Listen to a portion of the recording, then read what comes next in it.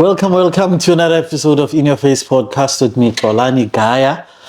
Today we have a very important guest, like I always bring important guests or special guests.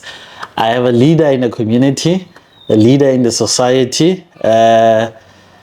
We have TSHEPO, LOUW, who is a member of the African National Congress Youth League and also a member of parliament.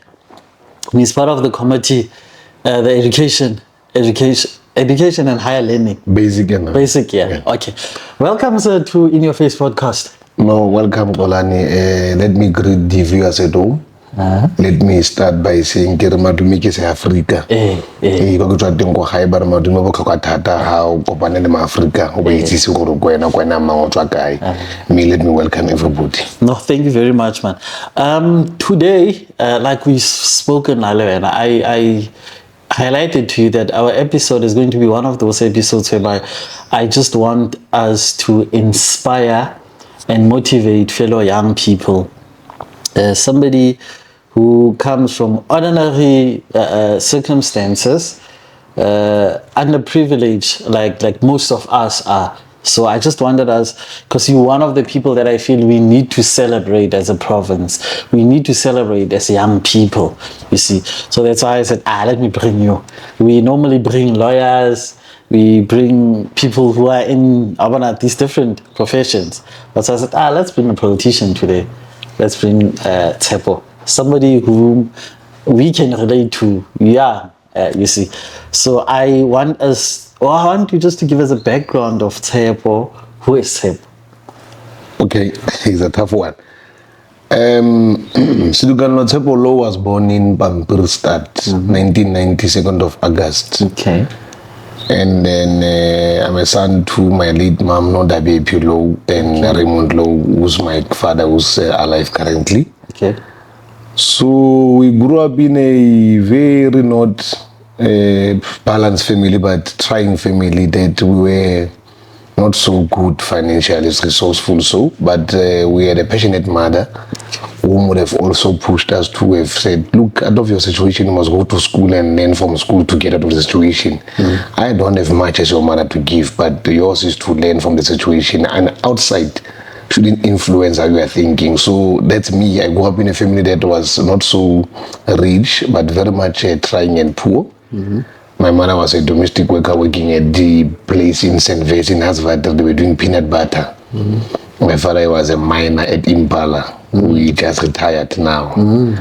So I grew up in a family of four. We are four. I'm the third one. Okay. There's a bigger brother, there's my sister, and then the last born. Okay. So it happened that as I grew up, I get a deal. Oh, okay. Yeah. And then I happened to join Laugh Live Champs when I was around 11 years, joined debates. I started school at Pabalelo Primary School. Okay. I went to Udilomanji, a middle school in Pampilstad, and I went to Pampilstad High School. Now in Pampilstad High School is when I lost my mind in between Udili and Pampilstad. So I was a bit devastated and it was a bit frustrating. I was in my teenage time where I was enjoying to be a youthful person, but now, boom, this thing happened. So from Pampilstad, yes, I was much involved in politics, but because of the situation now, the mother is not there, I had to move to Kimberley. Okay. Because of I would have not passed my grade 11 by then, by that time during the funeral day of the mother and stuff, but naughtiness of being young. Let me not blame that thing. And then I came to TSHEPO to under the stewardship of works. Yeah. Still. So I don't want to go deeper to Pampilstad. We had a lot, but the politics and everything started. The name TSHEPO started from Pampilstad, but Kimberley played an important role in Kgaleshiwe because it's when COSAS by then was actively involved on the ground. So it happened to. Because I'm from that school where I was a chairperson of COSAS. Now there in Kimberley is a bit huge, and and the leadership is here. They sent it down. I see them around, and then it happened that I was a TSHEPO decided to say, okay, we are from Pampilstad. you could not make it to grade 11, you must repeat it, you must go to Kimberley. And then it started to become quite exciting. But going backward is that I think the family has played a role by being strict, and the unfortunate part is that I had to lose a mother at the time when she was the only one who was the person who was willing to give that. But families of my mother were the ones who said, this one is a bit brighter, let's bring him to Kimberley. Yeah. So I came to Kimberley at the time when Mr. Little was at TSHEPO. If you remember the tenor, it was from another school, then it was deposited there. And then we happened to be involved in the youth league. Before that, we were in school. There was a youth league, and then I was too involved also in where I come from, Bampristad. So that's me. I'm that individual who would have came across a lot of challenges while I was still young. So I was exposed at a younger age in politics by virtue of my involvement, because of one. The first book I read was the book of Ndade Jacob Zuma on his life, where he comes from. And irony to that is that I was from the rural area, so I was a bit inspired of this man. What is no? So having to have read the book, it made me to realize that, but there's a need to join this struggle and continue, because who would have thought by then as a generation the struggle is finished? There's no struggle to pursue. Mandela them and Sisulu them and Sibukwe them have liberated us, but we never knew deeper what became the struggle of life for us to become now activists and leaders. And so I'm trying to intertwine my life in the life of politics. I've never had a personal life that I enjoyed. Like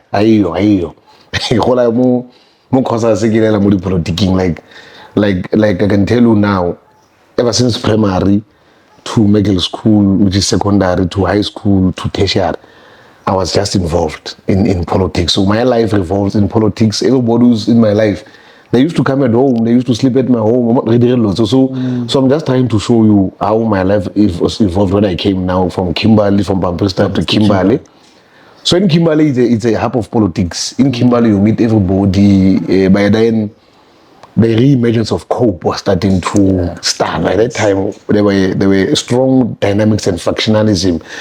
The new leadership of the ANC was starting to fight in terms of ascendance, in terms of the position. Now we're still here. So it's when STEPO started the journey to be elected as the provincial secretary. Before being the PS, I was the regional convener of COSAS in the Francis Barrett region. And then I was coming from TSHEPO, being from that school. And you can imagine Wax being the principal COSAS. But I'm going to tell you something. So it happened that we launched a branch. Now Wax left at school every time late. Mr. Lettere would leave late. Now the secretary was Paul Singh at the late, and Paul came to launch. So the class is full. But we can't make noise because that man will bully us, he will push us to the class. So, hey, I don't know what happened. So I think he detected that these ones are bringing causes, because he's been following my steps in terms of outside the premise of the school. So man is around 3-4, but this old man is not going. He was using an advancer there, the maroon one. Hey, but when you can run, you can imagine if the class must. So he opened the class and he says, what is happening here? Now, luckily, we've opened our books. So I was a bit to give a debriefing. Now, these sorts of courses now, what if we've got t-shirts or what? So I get no, this is a extra class with Kolagaya. This is a branch of courses, not in my school. Handle it. We are going to launch it outside my school, yet. Not in my school. I want to lock my school. And we had to launch it outside. So we and then that defied our character. Maybe to say, starting from where we come from, we started to say, no, we're going to start to defy. And we're going to contest LRC. You know, the old man is street. I'm putting him as a measure because me having to have survived that part of the school, having to have courses in TSHEPO, it was a miracle. Difficult under his stewardship. Under his stewardship, you know, you will never allow politics in any student. But going back, because I was still disturbed by my mother's loss. So I was in grade 11. Yeah. While I was in grade 11, COSAS, I became the PS, the Provincial Secretary of COSAS, for a term and a half. And then 2012, 11, the campaign started. I became the deputy president of COSAS. With Colin Malachi, the current president of the Youth League, I was his deputy president. And then we started to speak a lot of things. We will remember, if you recall, go to your archives, we were the first to pronounce Julius for second term. Colin and myself. Colin was Gauteng, I was Northern Cape. And then we started to, there were battles in the Northern Cape where you would know there was a paradigm shift of power. So it's where we started to see ourselves now and located ourselves from Bambista to Kimberley. Now we started to get to be with the big guns. While being with the big guns in terms of politics is when we started to know that we've got a duty and responsibility to learn the movement and change the lives of our people differently, because they have laid foundation. We will not go back to 176 history and what, but what has defined my life, I don't have a life out of the politics that I'm involved with, because all in my life, what I know is politics. Even at home, they don't have that free time where they say, let's have a time with our uncle, let's have a time with, because I'm always maybe within my political terrains. So going deeper to the politics, how they've characterized and defined my life, they would have changed my character in a way that I still believe the ANC is an institution that is huge, more than any other person would undermine it. It's on its own, because different characters coming from the movement, especially ourselves as young people, to shape the way to respond to the challenges of our people and to balance your youthful life of being young person, drinking, doing all of these things. The ANC has shaped us in a different scenario. So all in my life, I only had family in the movement compared to real family, because real family will not have time. I'm not there. By the time when I was in high school, primary, in middle school, I was traveling to Gauteng every day for COSAS meetings, meeting of this and meeting of this, deployed to Eastern Cape. So I've never had a life where TSHEPO had a life of himself and said this is life. So immediately when I moved out, my life was characterized and determined by politics. And then I was defined in that way. Now, you mentioned about having family in politics. Who are the individuals that you feel made a major contribution in your life, in as far as politics are concerned, as family members? From the major contributors of my politics, it's emotional. I lost a lot of them. By the time when we were supposed to have experienced my growth, I lost the two of them. And I think losing them was a way to say, I'm a believer, I'm a Bible person. Losing them was a way to say, maybe you must be on your own, because I lost the late Diketseng, who was a speaker in Pugwani, maybe you remember. And then I lost a guy called Sepangtong, very close to me, who used to drive me around when I was COSAS, very close, dynamical, when I had politics to discuss. And I lost Tepo Muliv there recently now, who was who've put more of the jargons and the English in my politics. I did not know English by then. He used to bully me. So those were the family people that I could have had. And then I had Colin and Tiamo and Khabo. Khabo I'm leading with in higher education. Yeah, I'm emotional.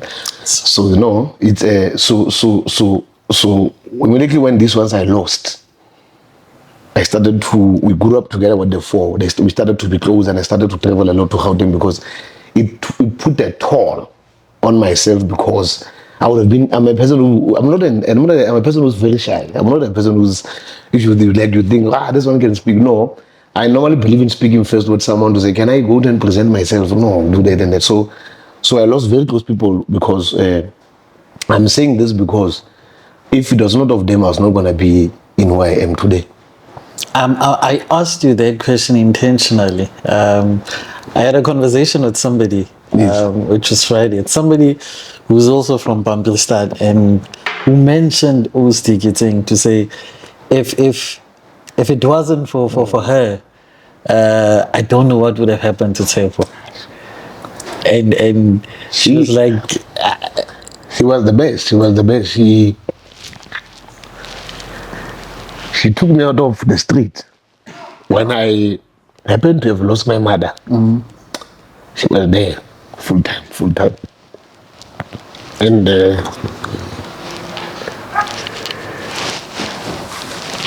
it's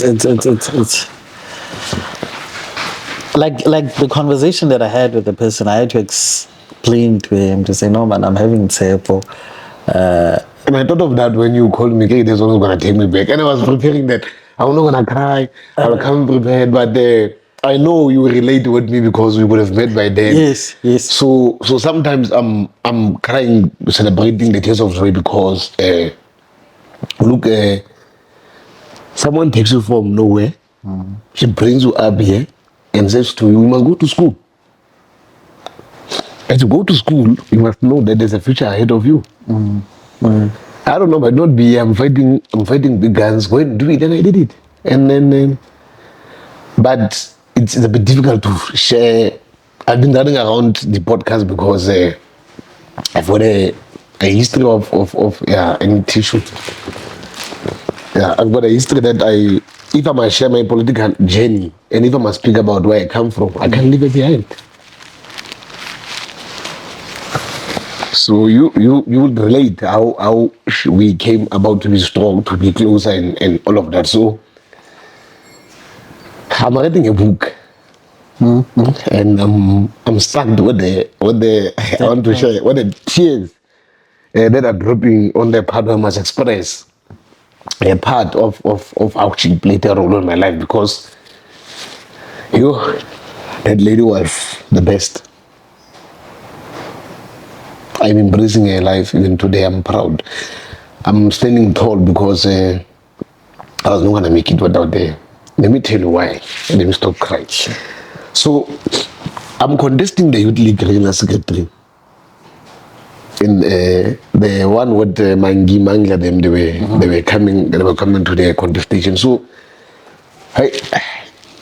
in between in Pukwa, we must decide as to who leads. And I'm from Kosas, I'm a DP, I'm in Gauteng. So the reason calling me and say you need to come home because there's a gap in the youth league and we've identified you as someone who must lead. Me home, you know, I'm not agreeing. I'm fine there. No, Kosas is ending, you must come home. So I took a flight, I came very young still in Kosas, and then she said, hey, you've got a problem. There's a Congress of the Youth League is coming. We need to run out your name. What do you think? It's my name? No. But there's a pushback on the collective. Pushback? What is a pushback? So he says to me, no, the people that you are with, that you think you are trusting in, they don't want you to come in because you are pragmatic. But I'm telling you in confidence. So you guys, you are sitting there in confidence discussing me and then you don't support. I don't know, no. That's not how you approach. Now we're going to formulate a strategy. You go to Kimberley to lobby those that want to stand. I'll close Pugano for you. And by the time we close them, these ones were going to go to the meeting. We're planning, we're plotting, we're two. I'm from Johannesburg, Kimberley. So as we're plotting, she says to me, no. In fact, we're going to call a meeting tomorrow. I want you to see what I'm talking about. So she called a meeting. People will trust, man. Hey, chief.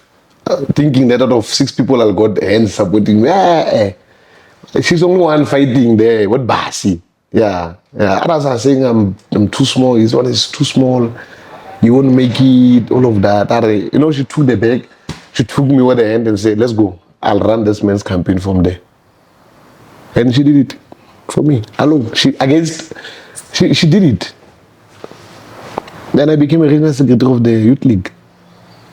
She did it. She said to me, leave in front of them, and she left, and then she did it. And then but one thing I love about her that she was passionate about her work.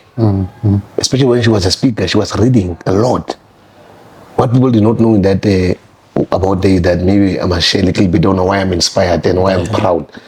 She went to study further, and unfortunately, when she was supposed to have obtained the qualification, she left us.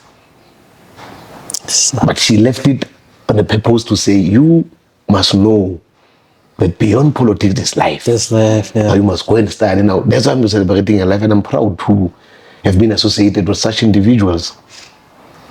Because there's a huge gap in society of women.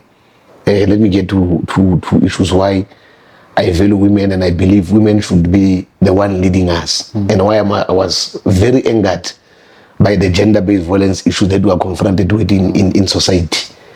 I'm angered because the people that we were looking around and looking at as women are the ones who always make sure they mitigate, they bring about peace, and they change the character. That is our inability as individuals, because the anger we possess as male and as men, it can only be contained by a woman who understand how to deal with the character from within.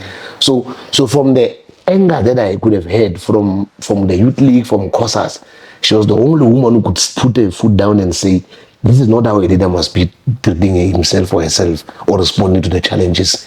A leader keeps calm, and a leader sits down and say, these problems are common in this particular way, but the difficult ones I'll deal with them later, but let's deal with the common ones. And then later on, that go and process how we deal with situations. So she has taught me a sense of patience. She has taught me a sense of believing in myself, a self-esteem that is characterized by a high sense of respect and humor when dealing with the people. So she has taught me to say you can be TSHEPO, you can have a house, you can have a car, you can have everything in your life, but if you don't have both to lead, if you don't have an understanding to lead, then you must not come and be proud and talk about me or say this is you can align. So those are the things that could have made me to become a man out of being a boy while it was not a difficult situation. But I've learned a lot from Dekete Maria Mogeti, and I've learned a lot from Tshepo Molefe, because you know he was there. He made me to go to vet. This one Molefe, this one, he made me to go to vet. He says to me, so what are you studying there? You know, I'm studying there. Chief, wait, that is not a university. When you are done there, you are going to have to go to vets. Really? Yeah. And I'll make sure that you understand why you must go to vets. Now, I lost him at a time where there was a transition of me going to parliament. We were still running around for the Youth League, NEC, and what and stuff like that. So when I got my acceptance to vets, I sent him, he says yes. Now we are starting a life. Now you are a vetty. Now we can tell the people about how I'm gonna transit you into a better product. You are still raw. You are still raw. You still call a spade a spade. Then in an intellectual term, we don't do that. We characterize, we contextualize things to say the deteriorating state of our municipalities is as a result of individual incapacitation and failure for people to work closer with communities. He was distinguishing to say, you don't come and say, these ones are failing. So that's how we would differentiate a leader and a group leader and a mass leader. Now you would tell me you behaving like a mass leader when I put them. Me, mass leader, you know, I spoke well. Why you are shouting? Coherently, tell the people what is your vision. Tell them the policy of the ANC, and then tell them the demises of the ANC, acknowledge, and attach the problems, the solutions problems that are going to correct the demises of the problem. So I'm trying to bring or juxtapose all of these issues to say my life was being intertwined by the movement. The only thing I know in my life is COSAS, Youth League, the ANC. You know me also. When you see me when I dance, they came in the chairs and the tables. But now I can't because the parliamentary. But Nj, ordinarily, I grew up in politics, and hence I'm sharing. Instead of talking to where I come from background, I can share the family of the movement that could have made me, and people who nurtured me, and proudly so. I'm proudly so. I'm proudly making sure that I live for them to see to it that they've never taken the education somewhere else, but they've taken it to the people to be transited to another generation to understand the importance. So hence, when I was running around, I knew this one was me. So I don't want to go there because but I came here. I want to confess. I came here. I said I'm not gonna cry. I know I'm a cry baby. But that lady, you know, she was a special lady in the movement. That the movement had, and there's no life of TSHEPO without speaking about that lady. Unfortunately, we've done a lot. We've what do you call it in politics? I want to say it correctly. I'm under recording here. We we defended the revolution together when it needed to be defended because she never taught me factionalism. She first taught me documentation that, okay, let me go, let's do this. So, first thing she did, she gave me a document called SNT of the ANC. And he said I must go and read the SNT of the ANC and I must come and explain to her, me, SNT. I'm at Kosas. You think I want to read? I don't want to, each one. And I know she said, I'm serious. I'm giving you 2 weeks, 3 weeks, must come and entail. And I'll tell you why. And I went to browse, not read, and then all to find out, she was saying to me, at a time in your life, or at a time where the movement is self-inflicted or is confronted by challenges, it becomes only fair that the ANC go back to its strategy and tactics document and apply the tactics that are realistic, measurable, and tangible, and responsive to the needs of the people, so that they are able to know why are they in the situation. Now, we in the movement, or we as the leaders, we are leaders at a conscious role or duty to properly guide the problems into solutions, not to dilute them or to become part of the problems. Now, it goes back to our lives. If my life is miserable as a leader, if my life is not guided by two principles or basic principles or values or objectives that are critical to change situations of those who are next to me, we won't be able to change the government and the state situation that is confronting unemployment, corruption, and crime. Hence, today, we are confronted with leaders who are not sure whether they want to be leaders or they want to be celebrities or influencers in this particular way. That's what I wanted to ask you to say, but do you think our current leaders, other relevant leaders, can they reflect, or rather, can they relate to our challenges? We are confronted, me, growing up in the basic politics of COSAS 101 and SASCO, I knew that a particular leader or all leadership of the movement or structures are supposed firstly to live in a standard life, 1. 2, all leaders must live within the values and principles that are guided by the National Democratic Revolution, more so those who are in the movement. The NDR says, from the demises of apartheid and from all of the primitive problems that were facing our people, the leadership that is current in the post-apartheid and post-democracy must come and realign the imbalance. For example, it speaks of non-discriminatory, non-sexist, and a prosperous. Why does it say that? It says, previously we were not balanced in our lives. There were those who were privileged and advantageous. Now, coming to 1994 and coming to the current life, what all that is in the institution, in the state, sectoral institutions and all, must benefit the disadvantaged individuals who could not have time, and for those who used to benefit must incorporate and collaborate to properly build a developmental state that is inclusive to the economy, that is responsive to poverty. But if there's chaos, or let me say, if there's no order in the house where we are at, then the street will never be fine. The basic principle of Oliver Tammy Mandela, for them to have made sure that the state is going to be run properly, they fixed the movement to the latter. How they fixed it is through the same documents that we are talking about, but doing the opposite, unfortunately. Now, you first spoke about the struggles, Thabo Mandela and all these other leaders that we have. Now, what would you say are the struggles that the current youth is facing? I think you mentioned unemployment. What are the other struggles that you feel we should equip ourselves as young people or as young leaders to help and fix? We are confronted by in systematic challenges in the state of young people.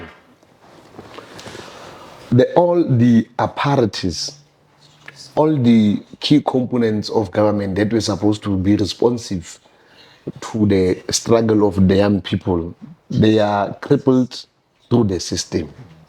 There is failure to properly coordinate and structure what we call a developmental youth empowerment affairs or program that will touch each and every young person. Now, I'm approaching this to the failed sitters. The sitters are to respond to the 3.5 million that is none, those who are not in education, not employed, not in training, but we can't trace them. For those that are current, that we can trace, who are failing to respond to their issues. Because we have backwardly forgotten the basic principle of South Africa to say the 9 provinces were as a result to characterize the economy as per the demand and what they possesses, and to strengthen and make sure that there is an exchange of an economy to further grow it better. That's what we wanted to attain as the ANC. That's why we had NYDA. That's why we had NSF.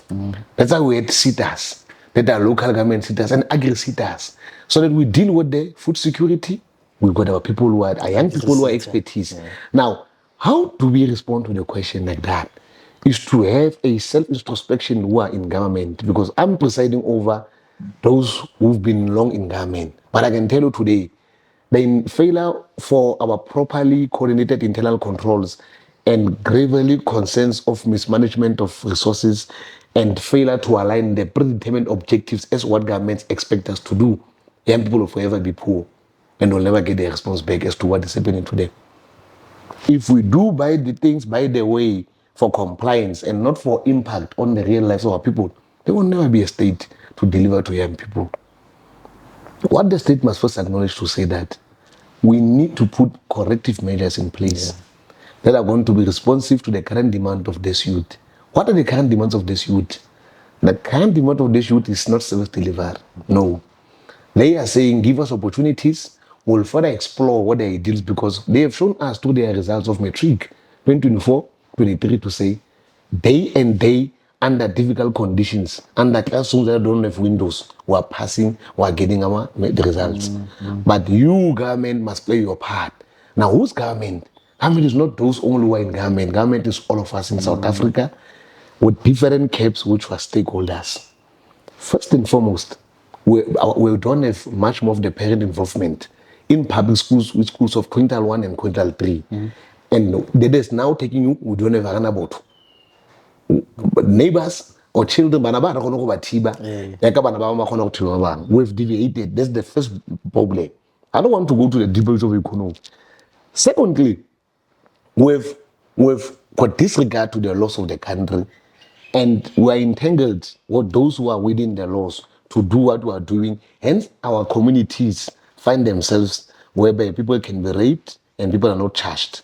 People can steal your things, people will not be arrested, because the system has contaminated even those who are in authorities. They're compromised. They're compromised. The people who are quite critical, who must preside over our safety. Thirdly, for those who must preside over the economic status in making sure they disperse it to help people for them to get it, they take it to their families and sisters. And lastly, there's no consequence management, because they are involved together with some certain individuals who think they possess power. Hence, the lower decline of the movement under 40%. We provoke people. We say to the masses, we'll build a state that is going to be responsive in this way. We'll build School of the Arts, which we're doing. But when we build School of the Arts, do we put corrective measures to monitor and evaluate what is happening, to sustain them? No. We go and contaminate and further the system. So the movement, I want to tell the people, the ANC has nothing to do with what is happening, but we as the leaders have got anything to do on how we are misleading and how we are leading the people, because the ANC belongs to all of us. The ANC does not have an owner.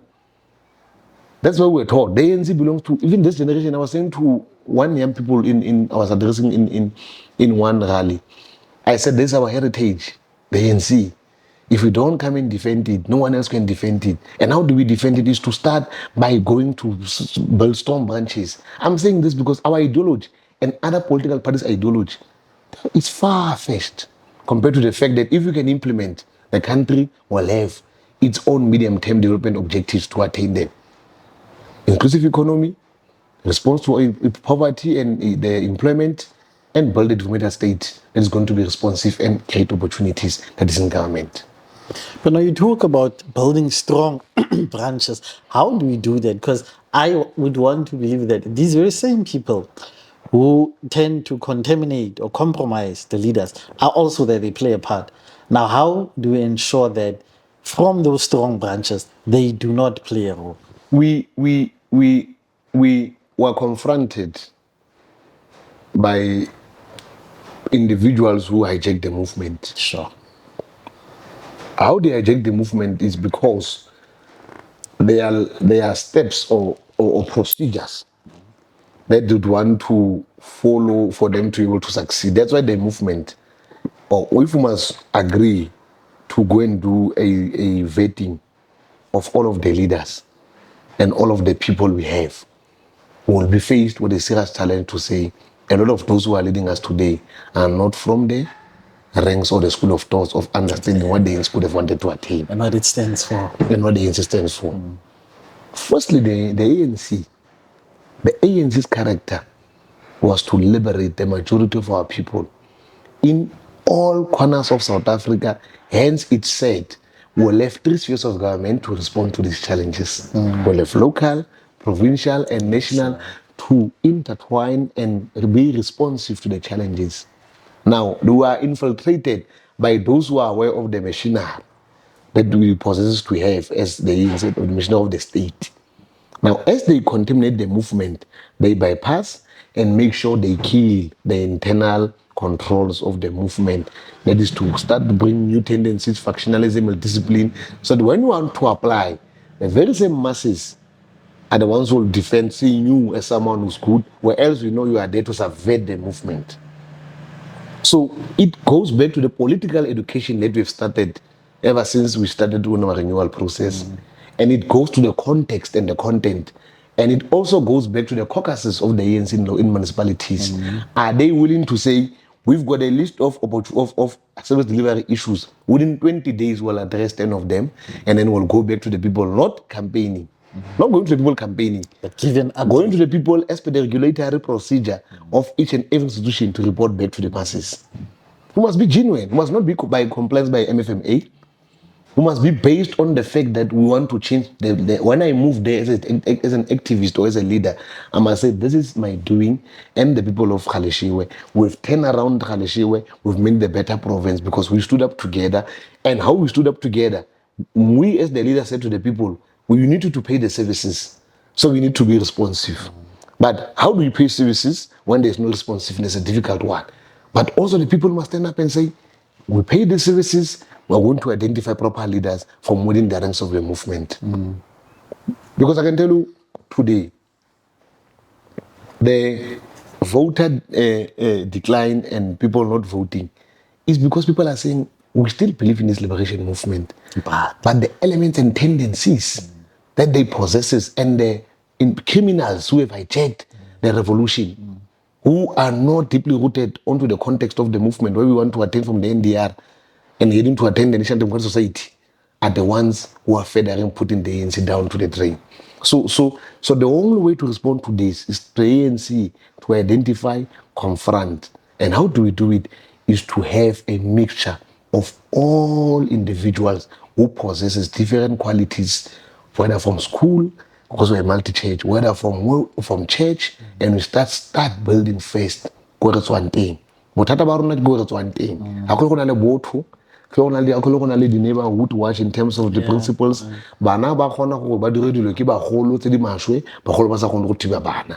Now, our problems have been cased and characterized by that. So before we come and speak of the state, the party, the movement must internalize these problems and deal with them, and genuinely deal with them, and identify rogue elements and start to say, we're isolating you, we're suspending you. I'm saying it's doable because China, China as a country, it has its own problems to the party, but the party has managed the contradictions so that people can be able to see what China wants to attain the economic space of China. So other things we're going to not be honest to ourselves.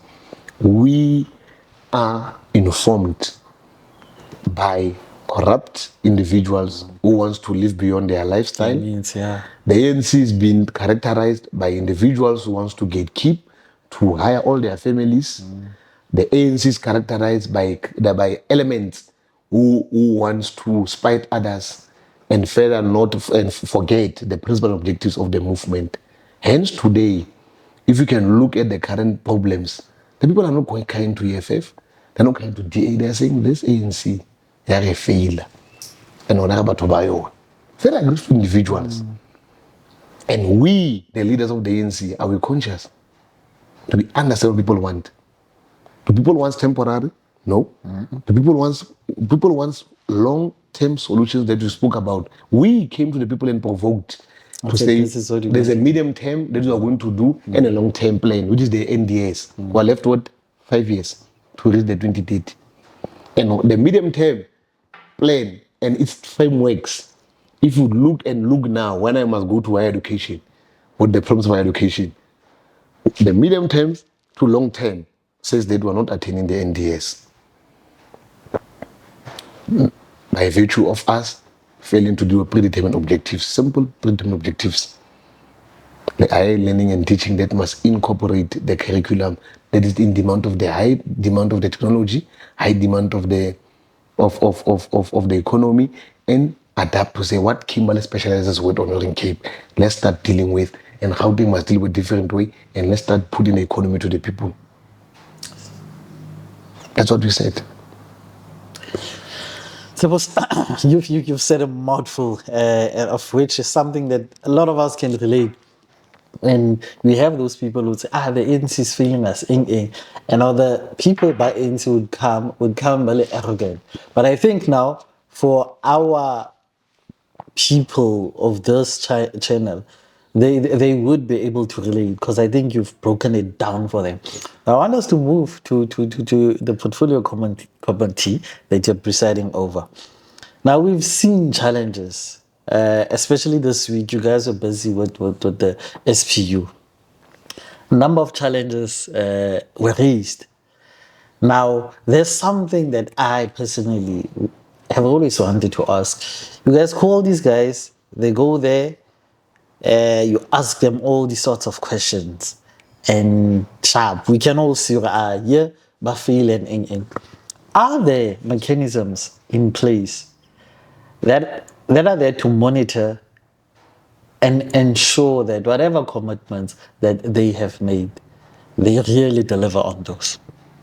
No, look, we came to Parliament on the difficult time where there was a government of national unity, where there was no outright majority party that won the elections, where we had to see parties having to work to amalgamate and work together with their different ideologies.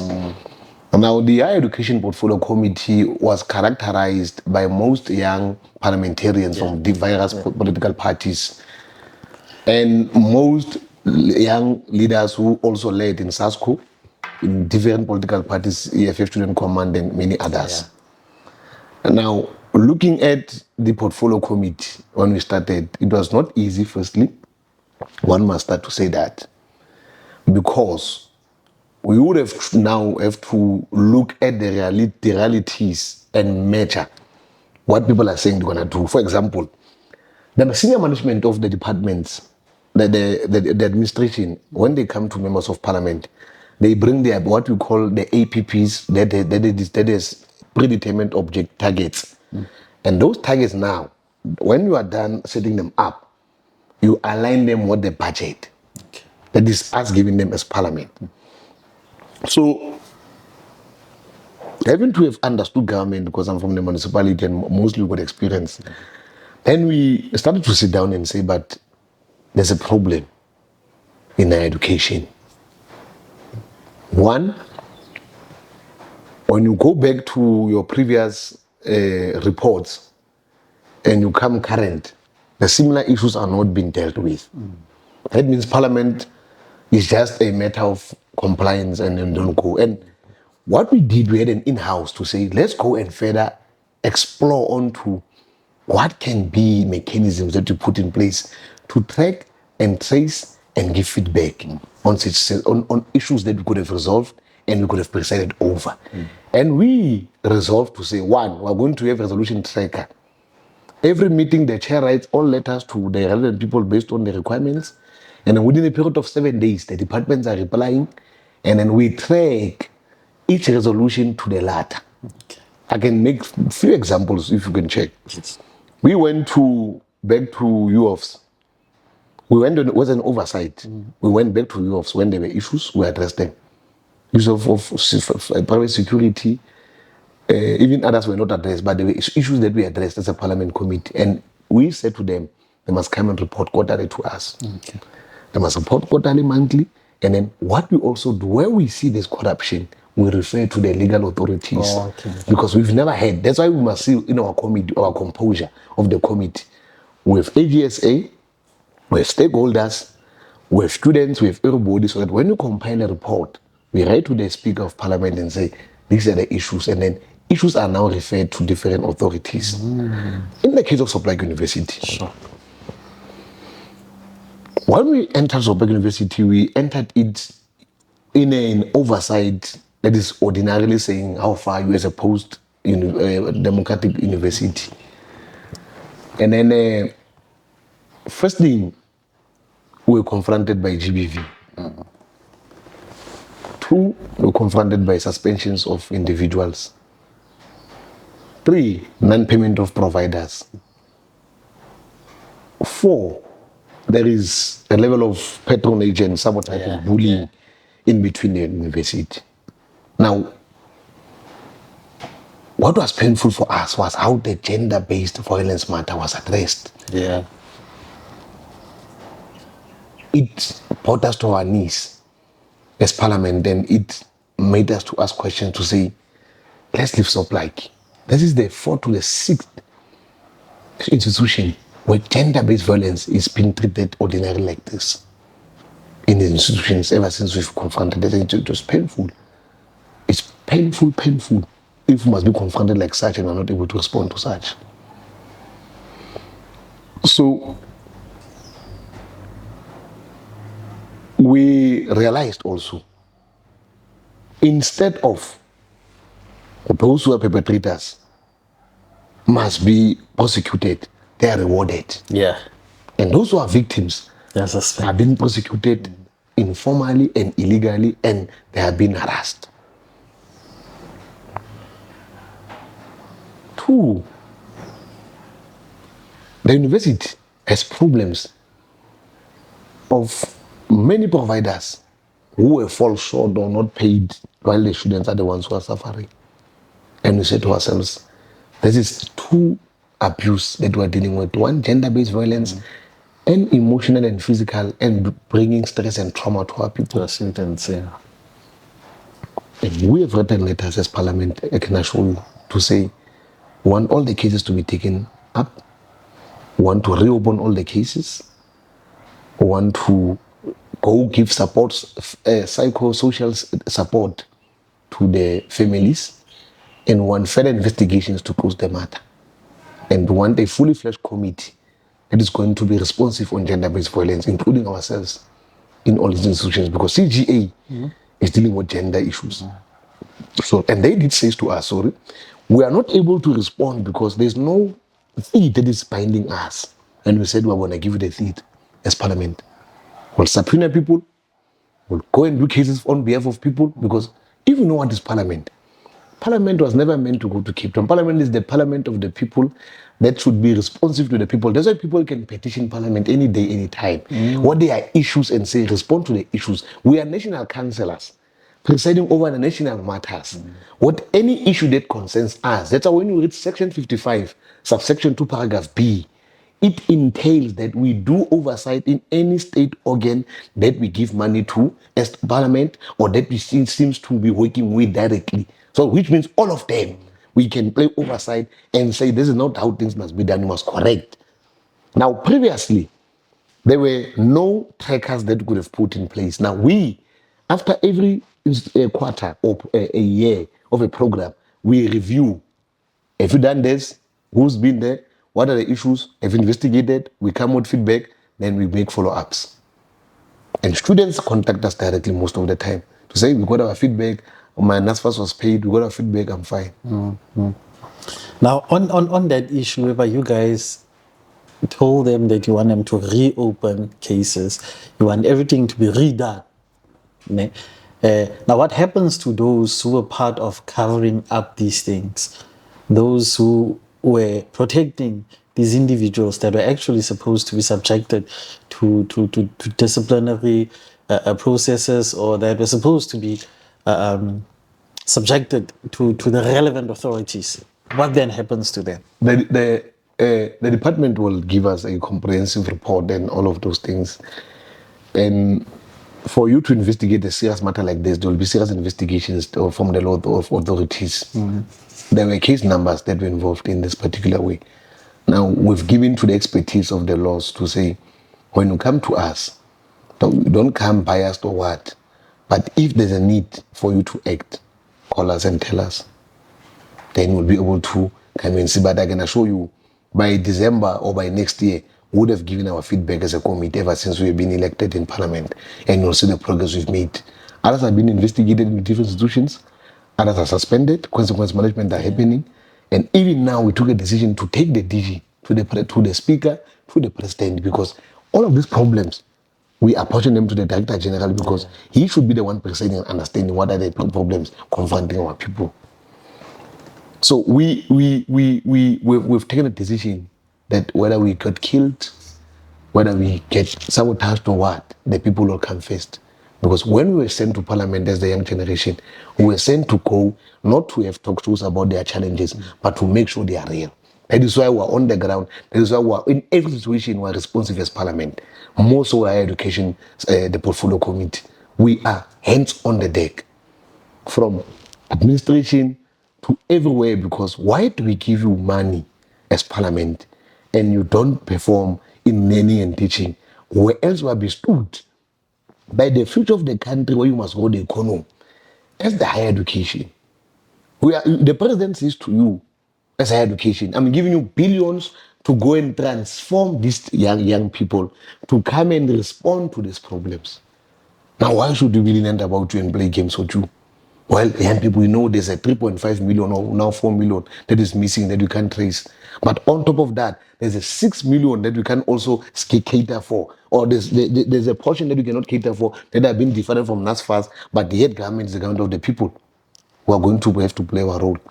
And I can tell you, if all of us can start playing our role, we will start getting the results, because now, immediately when Parliament has moved out of a place, people are starting to move around. And it's quite disturbing. It's disheartening. It's in fact disappointing for some of us, because it shouldn't be about us coming to tell people what to do. It should be about selflessness to say, I'm here, I need to implement this and that and that. And then if I need more money, you talk to the same Parliament. Now, suppose let's talk about the seaters. Now, I'm doing this intentionally. Like I also said, we have young people who would hear seaters. What is the mandate of seaters? We can just highlight each one of these seaters. Each seater has a mandate to deal with each economical sector demand of young people. For example, this agri-seater to respond on the agricultural sector. Yes. Where the young people who possess the skills and got potential to grow, they must be funded to further grow, and we must look and take care of them and monitoring that they are in their finances to grow their areas, and link them with those who are in the corporate world and those who are in the retail world, for them to be able to manufacture, supply, deliver, sustain, they create employment. One. Two, let's speak about the construction sector. Yeah. For those who are in education and training sector, they've got a duty to make sure that we give them resources for them to build buildings, projects, and continue to be funded in making sure that they change the areas where there are youth centers we build, where there are colleges we build to the construction sector, and many other sectors.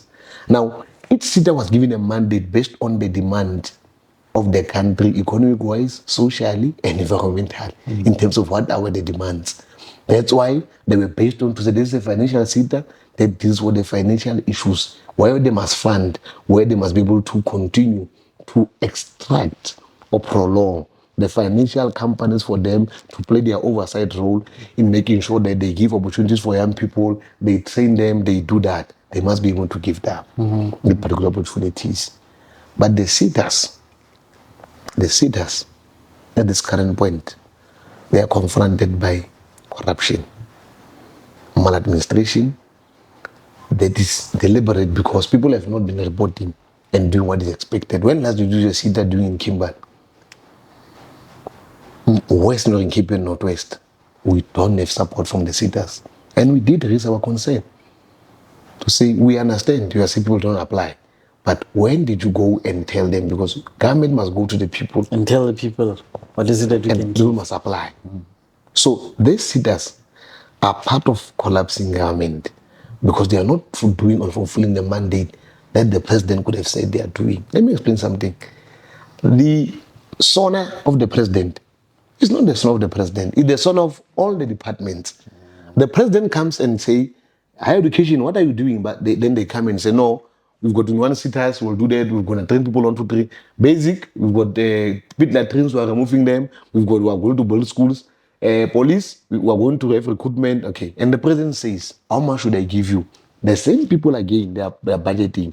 No, president, for the entire department, we need 100 billion. The president says what? Now, I particularize to say, when you leave the son of the president, it becomes empty because each department takes its commitment and must go and implement. When he must come back in the next honor, he must come and speak of progress Update. from the department. Now, the president does not speak of progress because there is incompetencies in these particular administrators who are presiding over the departments, and failure for us as politicians to expose the part of the administration that is corrupt, then politicians will forever be contaminated. Because who makes the predetermined decisions of administration? It's politicians. It's the administrators. They predetermine their work. We play our oversight. Yeah, your oversight over Now, we preside. Now, if in the department that we are presiding over as parliament, the manager or the director does not take charge, we are going for the director now. That's part of our measures.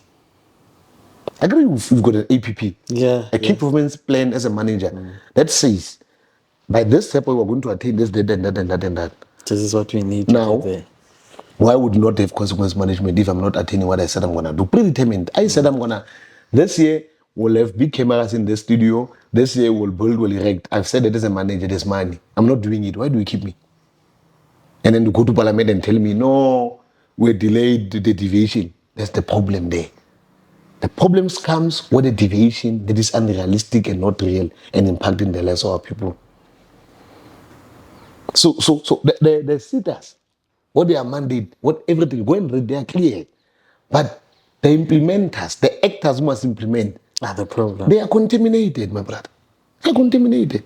They are used to go and report, no, we couldn't finish the training of skill development, we'll do it next year, where the backlog of beneficiaries is normal. No, it's a lie. Come to Kimberley, put the adverts, get your podcast, get people who are involved, stakeholders always to say you will advertise for us, these sitters, get our young people, or we'll use all the media platforms. Young people now don't want to apply for these skills programs because even now money have been chowed.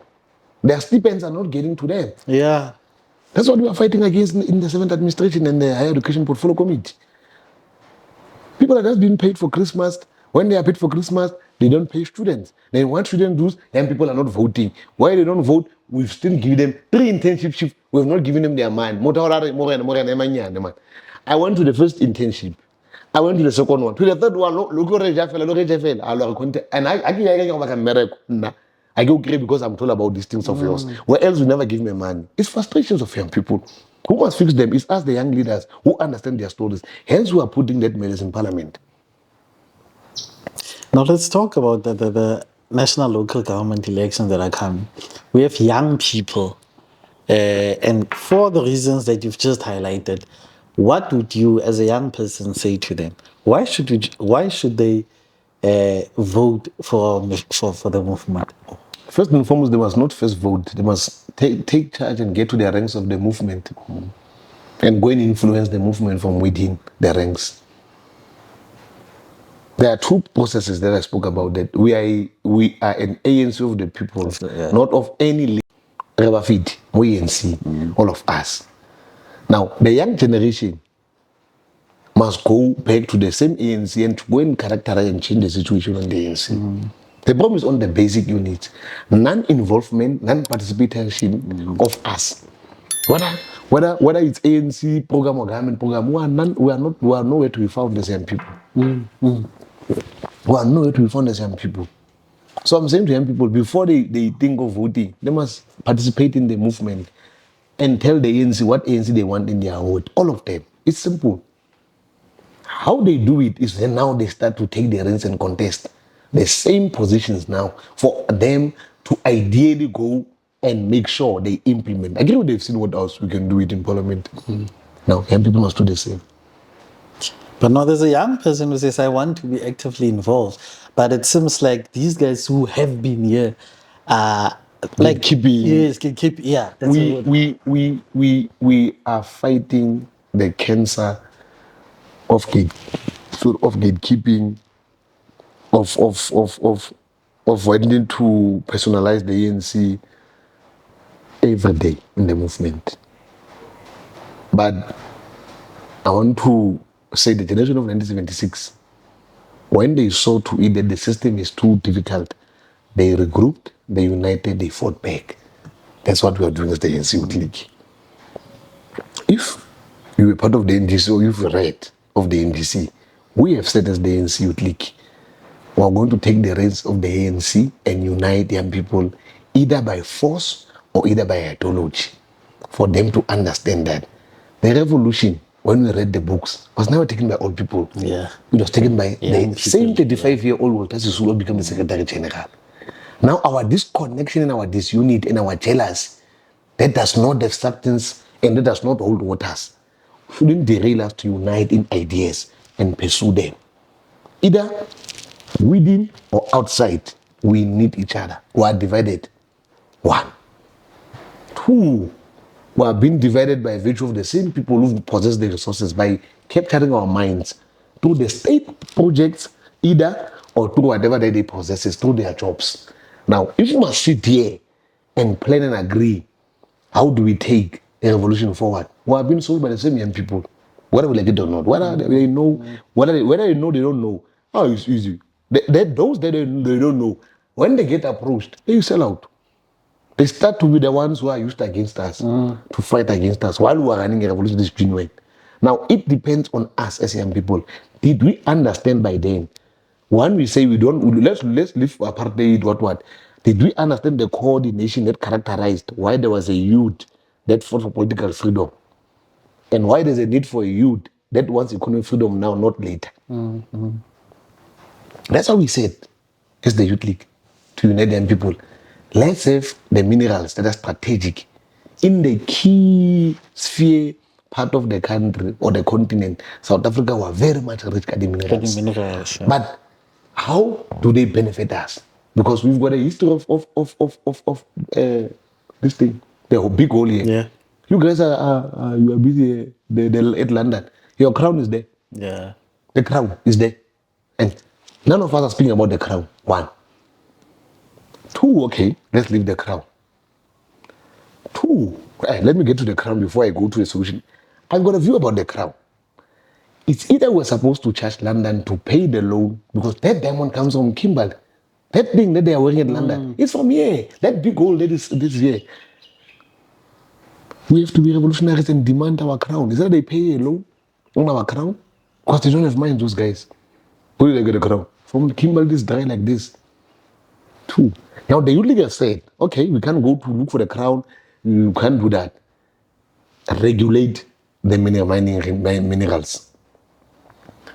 Put 70% quotas or put realistic tariffs that are going to say, for South Africa to take out diamond in Kimberley, we must first take it as a finished product and transfer the skills to these young people. It means in the strategic minerals and strategic sectors where we are going to put tariffs, young people will start now to realistically respond to the demand of unemployment and the demand of crime and opportunities, because now we know that we're against the world. Now we need young people to forge.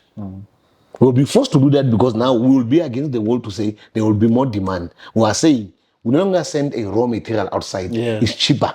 That's why we are short. We don't have money. We are saying this material must be done by these young people. Let's work on it. Now, why I'm saying this, we have said the curriculum machine in TVET and in universities to be responsive to the demands we are seeing. Now, we've got a system. Change the curriculum, the TVET, the university, they did speak about real things. And then give them, they can put the quota since the state to meet halfway. Are we not all participating? Our parents will participate because they will benefit from opportunity of jobs. Our students will start knowing that when they go to school, they don't do HR or office management. They get relevant skills. They get relevant skills. And then that is the 3.5 million missing youth will start to say, I want to know how these minerals are done. Will start moving. Now, those are things that are written in paper. Those are the policies. How do we explore them? How do we implement them? Like you said now, that question of gatekeeping and stuff. It's when young people again unite and say, we going to fix the movement of the ANC. And how do we fix it? We expose the weak links, we expose careerists, and start ideologically discussing real issues. I can tell you, people who love the ANC, people who know the ANC will be there till 12 in the AM and discuss. But those who are new, they still eat bunches. When you come with English, but that's the ANC was born to discuss. Right? Even it's a pity we must regulate membership. But during the time, everybody was used to come and tell the ANC that I'll do it on Makalakatsewi, and the ANC will never respond, will say, okay, you wait what? Next, within 3 weeks, feedback, people were going to respond. These are opportunities. That's what the ANC wanted to do. But corruption has shadowed our consciousness. There's nothing we can do. The only thing we can do is the young people to unite. Just like the youth league that came in Kimberley and took key resolutions to say we can only unite if we are clear as to what we want to do about our sovereignty of the country and the interests of the country and our minerals. Now, your interest of the country becomes your mineral. When your minerals are protected from within, your youth will benefit because for studies that are made for many years to come, will still benefit from those minerals. No, Tsepos, thank you very much. In closing, anything that you would like to share, perhaps with our viewers? In closing, it started very much emotional, but it was a great discussion. We would not do it if we don't stand together and start reading and understanding what government requires us to do. We can only do it if we are not determined and defined by our situations, but we are determined by the fact that South Africa belongs to all, and South Africa must change attitude. And for us to be like any other country, in any ideology, we need more young people to learn more of why should they come and rescue the movement called the ANC. The call I'm making is that every young person, whether you were born before apartheid, whether that ANC needs all of us to change it. And when the ANC can change, all these other political parties will come because of we want about the division of their votes by a certain race while they're uniting. One day we'll talk about it. It depends on us. Let's take the ANC as a vehicle to change the society, and let's take the ANC as a vehicle to renew the state that needs to deliver to the people. Simple. Thank you very much. Thank you very much. That was another episode of In Your Face podcast with me, Khwati Gaya. Guys, please do not forget to like, share, and also subscribe, and also join the membership. Thank you very much. Sure.